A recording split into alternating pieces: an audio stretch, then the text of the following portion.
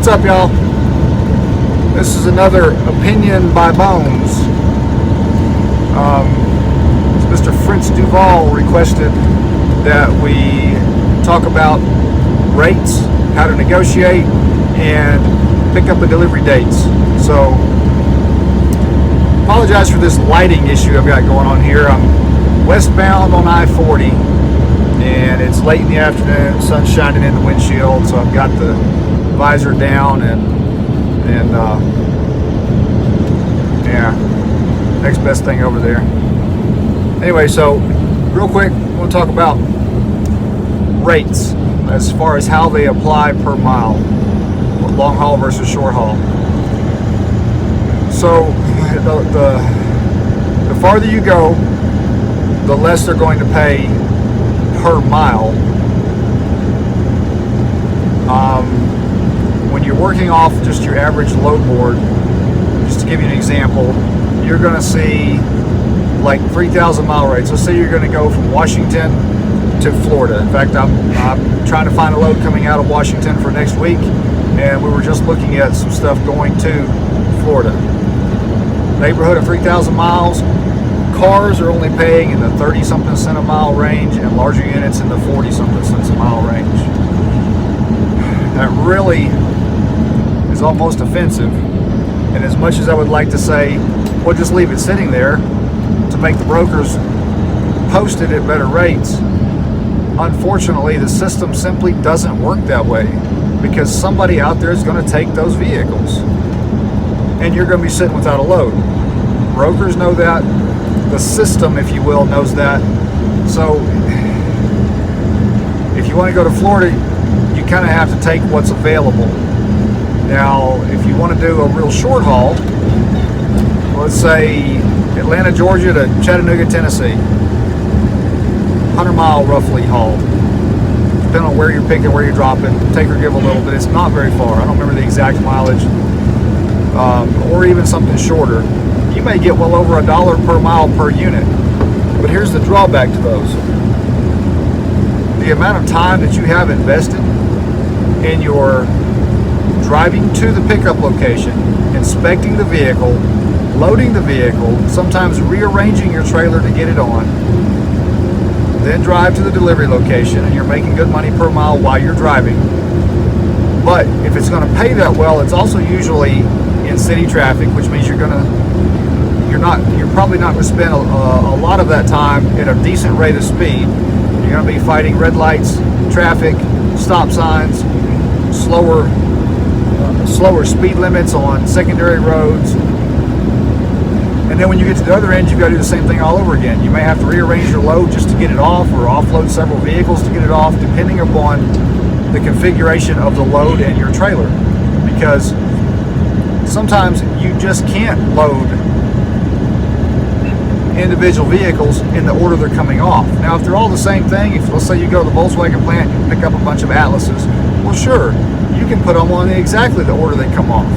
But that's just not your normal load. Normally, you're going to be gravy picking off the load board, one here, one there, maybe 2 or 3 at a time, sometimes if you find something worthwhile. But otherwise, it's one here and one there. And like for me, if I pick up a Sprinter van, there's only a couple places that they will fit on my trailer depending on what's on the bottom deck. So I may have to put it all the way on the top front, backed on. If I have to do that, that means number 6 and number 7 on the bottom, which is the middle one and the back one, and the 2 on the top back of the trailer, they've got to come off to get that Sprinter van on. So that's a lot of unstrapping, offloading, and then reloading. There's a lot of time involved. So by the time you've done all that, and also consider the likelihood of finding a decent backhaul, at the end of the day, unless you have just spent a lot of time, usually months to years, developing a lot of direct customers that have consistent freight going both directions, you will probably be doing a lot of deadheading. So now you take that, let's say it's $1 per mile. for the vehicle. But the vehicle's only paying $100. Okay? You don't need to have much more than an hour invested in that vehicle if your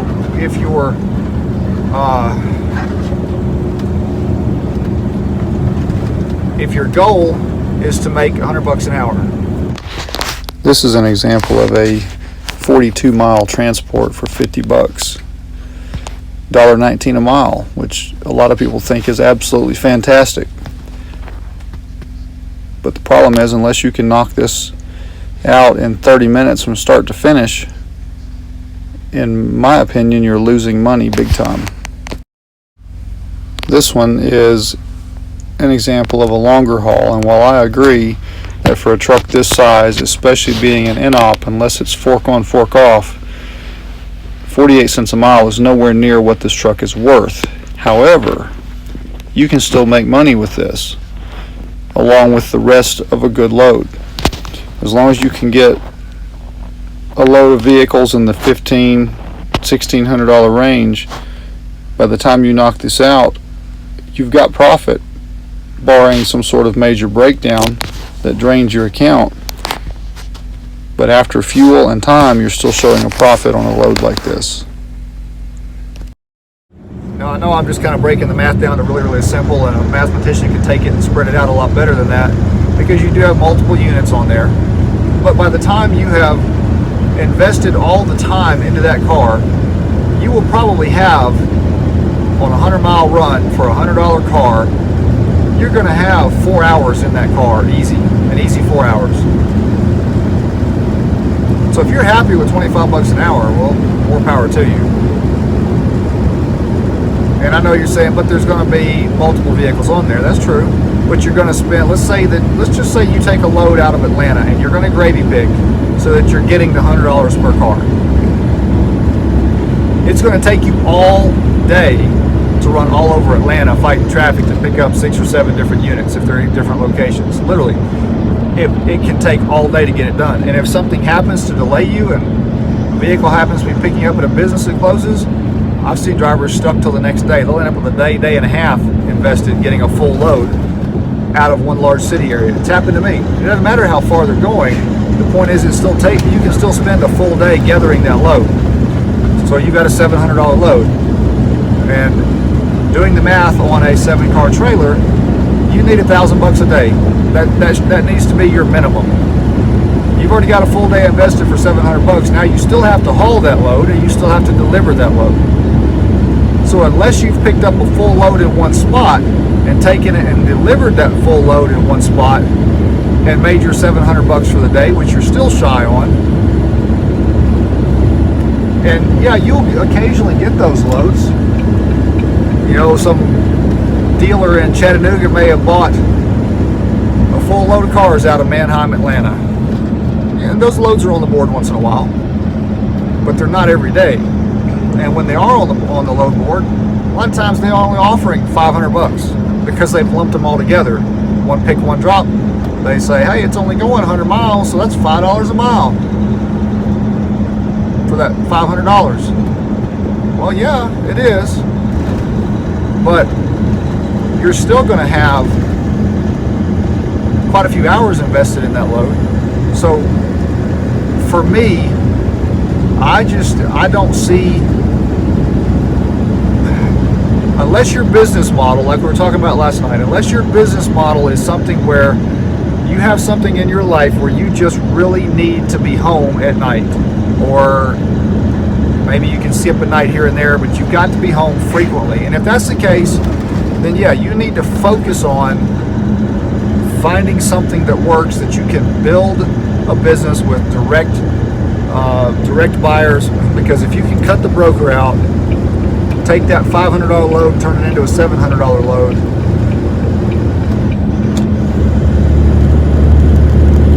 maybe you'll do okay.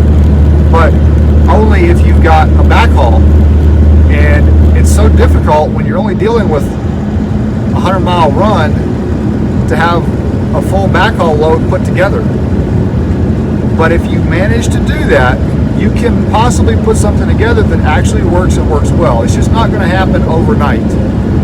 Remember, anytime I do a video and I'm saying these things, I'm talking about for the average driver in the average market. I realize that there are always those drivers that just seem to have all the luck. They can sniff around like a hound dog and find a bone in the weeds that everybody else overlooks, and they can just pull something together that works well. But that doesn't happen. It doesn't work for every driver. So I'm talking to the average driver that can survive on average results, but always has that hope of doing better. I just don't see short haul making any sense for somebody that wants that 30 grand a month out of a 7-car trailer. I don't see that happening local. Now, long haul, you're not going to get $1 a mile. I've seen it extremely rarely, and it's usually a large unit like a 5500 with a workbox. I've hauled some, and I'll do it again. But by and large, you're not going to find a consistent load. I've never seen a consistent load of $1 a mile stuff. In fact, when you're doing larger units, depending upon the time of the year and the market, you may have a larger unit if you're talking long haul like coast to coast at 50 cents a mile. I don't consider those good rates, but when the rates are down, those might be the best rates on the board. And you'll survive at those rates as long as you don't sit around for 14, 15 hours at a truck stop every night. You got to get out there and hustle. You got to put your hours in, put your miles in. We'd like to see 60, 70, 80 cents a mile for the larger units on a consistent basis as an average. And with a good dispatcher spending the right amount of time on the board, normally you'll be able to find that. I say normally because it doesn't always happen. You put the best load together that's there and you run with it. If you're one of those drivers who says, well, I'm just not putting anything on my trailer that doesn't pay more than 60 cents a mile, all I can say is good luck. I can't say it won't happen. I can just say that it's if you're able to do that consistently day in and day out, stay loaded and put the miles in, then either you're the world's best negotiator or you've just got the best luck in the world at always finding the best loads before somebody else books it. Because by and large, it's just not the industry. It's not what the market is sustaining right now. So I don't like anything on my trailer less than 40 cents a mile. I know if you're a Hotshot truck, if you're smaller, you can often have a higher percentage of your load paying better because you're looking for fewer units. You know, I can book 3 units paying really good, but then I still have to fill in the rest of my trailer, and I don't always get the $1 per mile that I want per unit. Where a Hotshot guy, he's only looking for 3 units, maybe 4 if they're smaller. So yeah, he stands a lot better chance of getting that higher $1 per mile per unit. He's just not hauling near as many units for the same number of hours in the day or miles in the day that he's putting in. So I'm still typically making a lot better money in the month than the Hotshot for doing the same work, same amount of time away from home, same number of driving hours in the day, same number of miles in the day. Yes, I've got a few more stops to do. So they may actually put in a few more miles because they'll spend less time with their ramps on the ground. But remember, they're not making as much per mile. So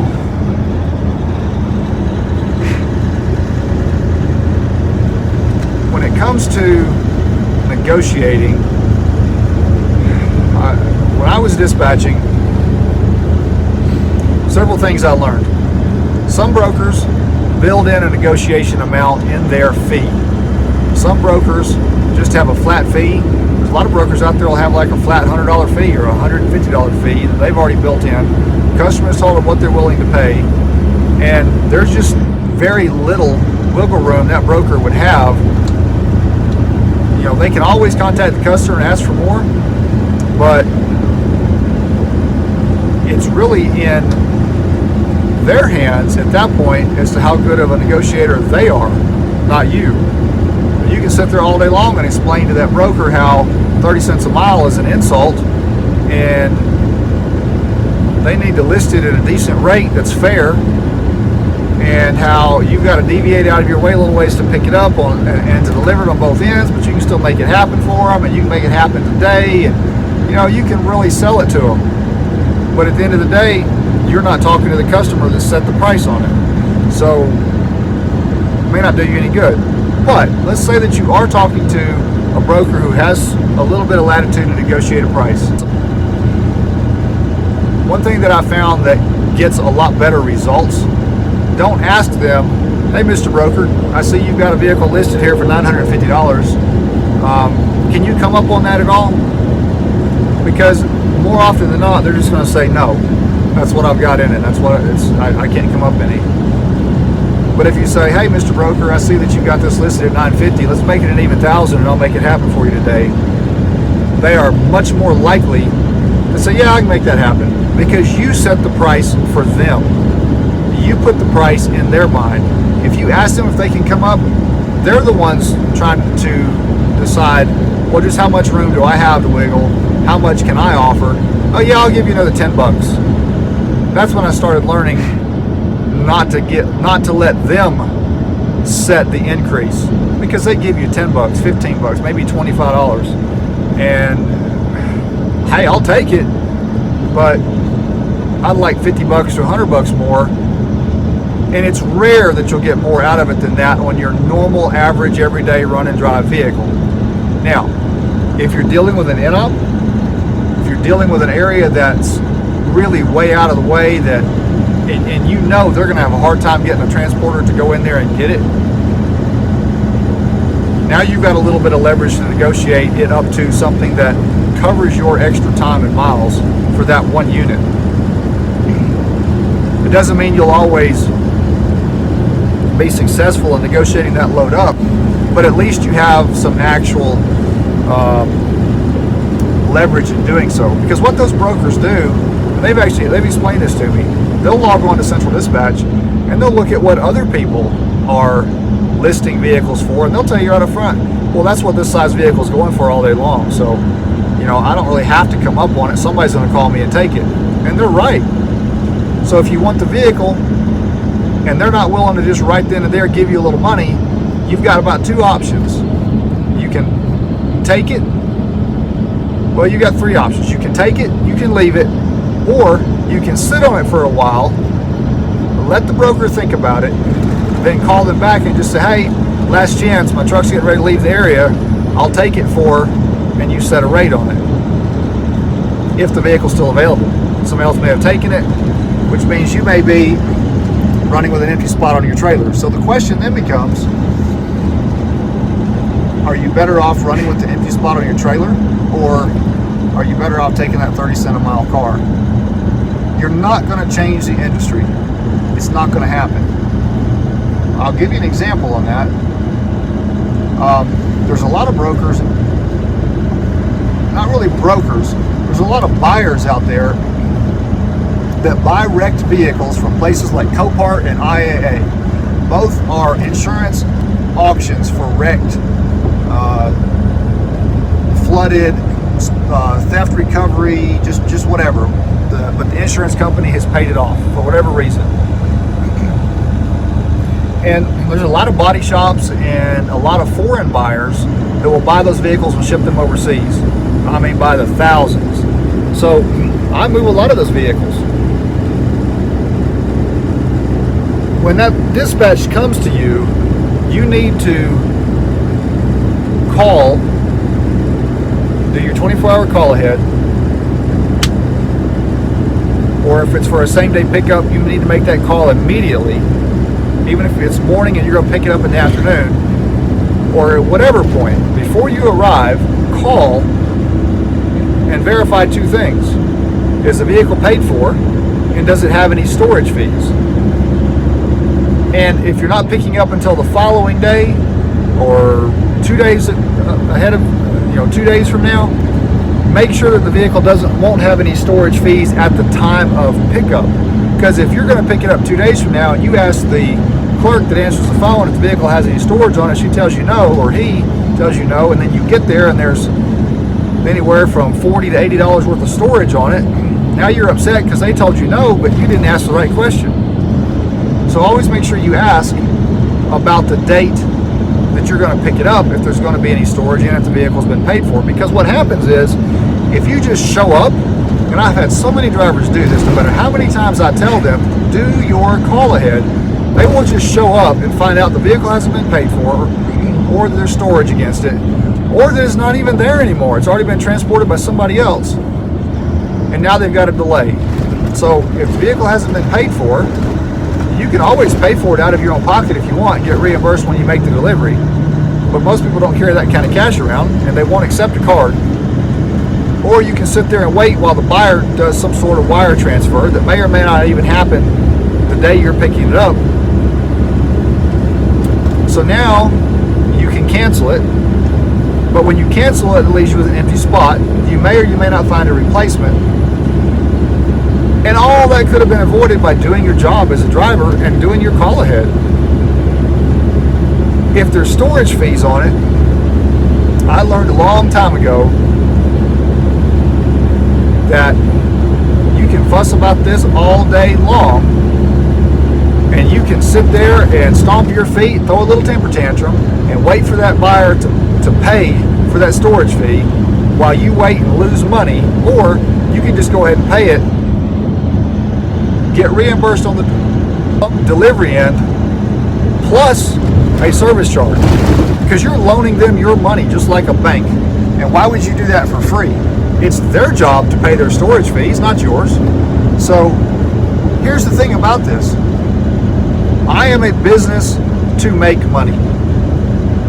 If I can figure out a way to take every situation and turn it to my advantage to make money with it, that's what I'm going to do. I'm not going to take advantage of somebody. I'm going to be fair with them. So I charge $25 per 100 in storage fees. And we've paid up to $500 something in storage fees. So if you pay a $500 storage fee, that is $125 cash in your pocket when you make the delivery on the other end. As a driver, you just made $125, providing you had the cash with you and you can wait on the delivery to get your cash back. You essentially invested your money and you got it back, but you got to make that arrangement ahead of time. And it says it right on my bill of lading what we charge. If it's $501, that's $150 service fee for loaning that broker my money to do their job. I don't pay for people's cars. I just cancel and walk out. But there's so many little things you can do to avoid delays, prevent delays, turn delays into money in your pocket. I also have on my bill of lading that we charge a $100 per hour wait fee. No different than a wrecker truck charging a winch fee. If we arrive, we'll allow a customer 30 minutes to an hour to get a vehicle unloaded, provided it was supposed to be a fork off or a fork on, and we get there and they're dragging their feet. I'm not talking Copart because the buyer has no control over that, but when we make the delivery at their location, and if they're not ready and available and I have to sit and wait, I charge for that. Because every hour I lose sitting there is $100 out of my pocket that day that I'm not going to make by driving and delivering other vehicles. So I'm going to make it off that customer. And I'm not hard-nosed about it. It's just business. Show them the bill of lading. Show them that that's what your company policy is. Let them know ahead of time. If you have a vehicle that you know you can't back in and roll off, when you pick up that vehicle at Copart or IAA and you realize it is a fork on and fork off, not a fork on roll off, you need to be calling the delivery location and letting them know that if they don't have a forklift, they're going to need a rollback on standby when you pull in to have that vehicle offloaded off your trailer within the hour. or you're going to start charging $100 an hour weight fee, or whatever you choose to charge. Because you are a business for profit, and you're not making profit if somebody else's poor management of time and resources is costing you money. So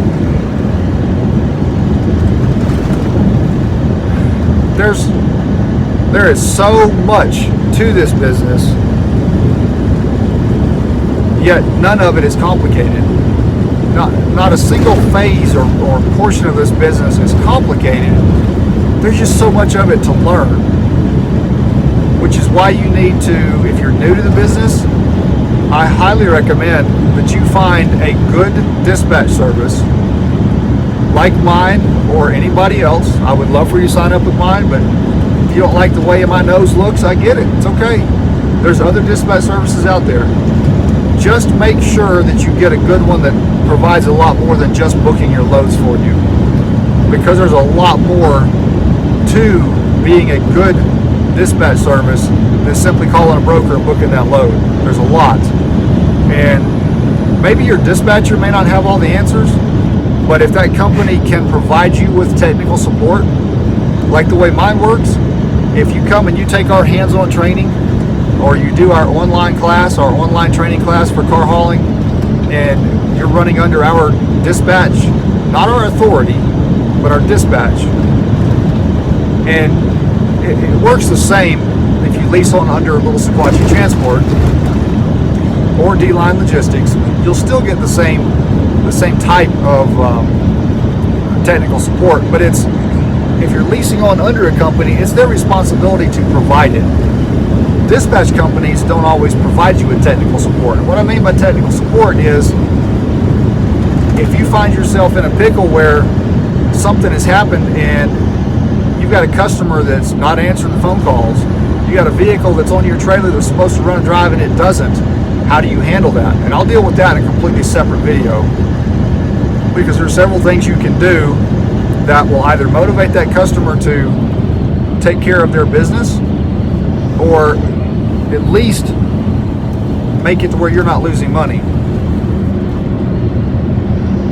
So by technical support, what I mean is somebody that can provide those answers for you. How do you deal with that? How do you deal with a load that's overweight, over height, over length? How do you deal with a broker that's giving you a hard time? How do you deal with a customer that's giving you a hard time? How do you deal with the damage?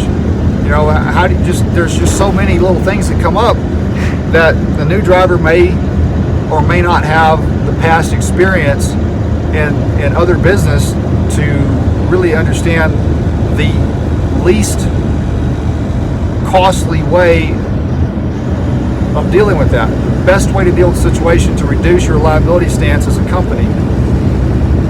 So find a good dispatch service that will provide a high level of technical support. But keep in mind, technical support only works if you ask. If you call and say, hey, Bones, I got a problem. What do I do about it? And if I don't have the answer, I'll tell you I don't. I'm not going to make something up. And, you know, I'm still learning, and I'm just scratching the surface on the knowledge that's out here to be gained. But I have learned a few things that I'm happy to share my opinion with on how I would handle it. Again, I'm not an attorney and I'm not a DOT expert. This is just an opinion by Bones.